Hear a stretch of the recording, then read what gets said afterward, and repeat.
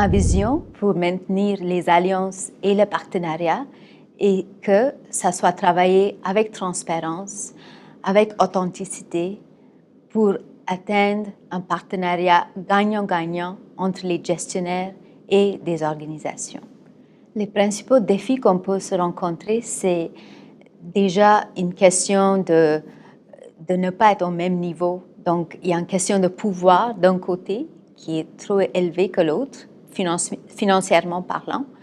Les défis peuvent être aussi une question de confiance dans l'autre, puis un souci d'avoir un terrain de jeu commun, c'est aussi un défi. Dans le domaine dans lequel je travaille, si on a plusieurs têtes, c'est mieux qu'un. Donc, je travaille avec ce principe. Donc, je n'hésite pas à demander des conseils autour de moi. J'ai un réseau riche des personnes à qui je peux demander des questions en confiance, puis pour demander leurs conseils.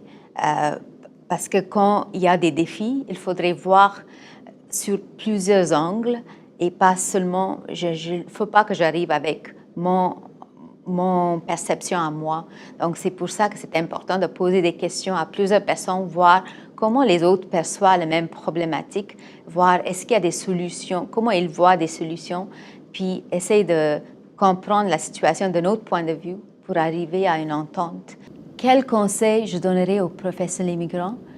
Je dirais, faire du bénévolat, c'est une très bonne façon de s'impliquer dans leur quartier, dans les écoles de leurs enfants ou dans des organismes à but non lucratif.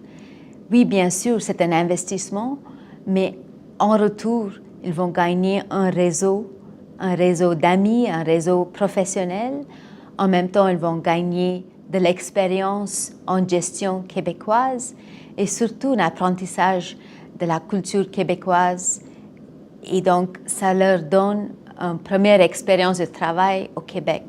J'ai eu une expérience riche dans ma vie, une expérience de grandir dans 3 continents différents. J'ai eu cette richesse de voir avec différents points de vue. Et je sais que les gens aiment se faire dire que leur point de vue est le meilleur. Mais finalement, on se rend compte qu'on est tous comme ça. Donc, on a tous nos points de vue. Puis, il faut toujours essayer de faire comprendre l'autre. Quand je suis arrivée au Québec, je ne parlais pas le français et je n'avais aucun réseau. Donc, pour moi, le défi principal était d'abord d'apprendre et maîtriser la langue française et de me construire un réseau. Aujourd'hui, 18 ans plus tard, j'ai un réseau grâce à toutes mes expériences vécues ici, à Montréal, au Québec. J'ai aussi amélioré mon français avec le temps, avec la pratique, mais j'ai eu la générosité des gens qui m'ont toujours encouragée de parler, même si je faisais des erreurs.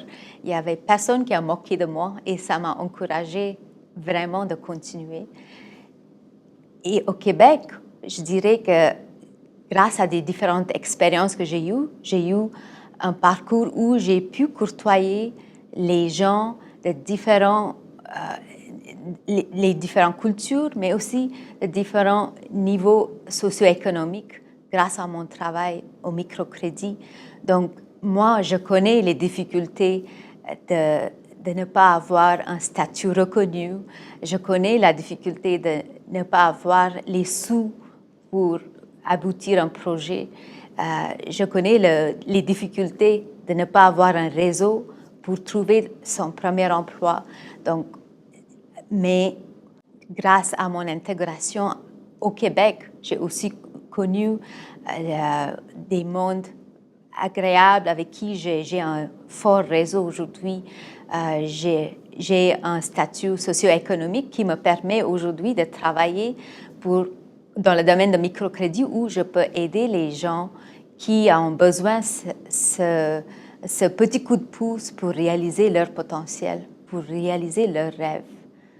Donc, je trouve qu'en tant que gestionnaire, oui, j'apporte mes connaissances, mais au-delà, le monde avec qui je courtoie, il m'apporte beaucoup aussi.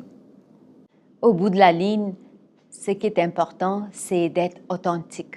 L'authenticité, c'est important comme une valeur pour maintenir des alliances et des partenariats.